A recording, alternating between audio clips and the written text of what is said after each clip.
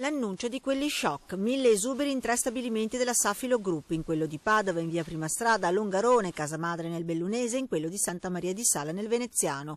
Una crisi che parte dal divorzio con Armani, la cui licenza da sola è arrivata a costituire il 20% del fatturato. Sicuramente il numero di dipendenti che è stato annunciato come esubero è un numero impressionante e che ha effetti ovviamente molto pesanti sul clima aziendale, sui lavoratori di Safilo. Chiaramente per i numeri che ha lo stabilimento di Longarone è quello più, ovviamente probabilmente sarà il più colpito, ma saranno colpiti tutti e 3 stabilimenti e quindi il problema riguarda tutti. L'amministratore delegato del Colosso dell'Occhialeria ha peraltro manifestato l'intenzione di attivare già dalla prossima settimana la misura della mobilità, azione alla quale i sindacati si oppongono.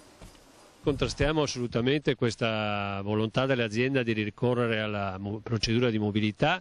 La contrasteremo con tutti i mezzi, abbiamo già dichiarato lo stato di agitazione dei stabilimenti, faremo le assemblee nei prossimi giorni in tutti i reparti.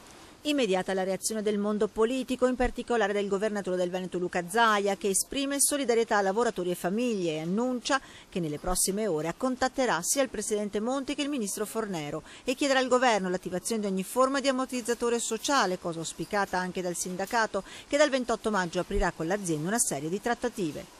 Abbiamo fortunatamente degli strumenti per gestire le crisi aziendali e come sindacato, come CISL, io penso ovviamente che il primo strumento sia il contratto di solidarietà.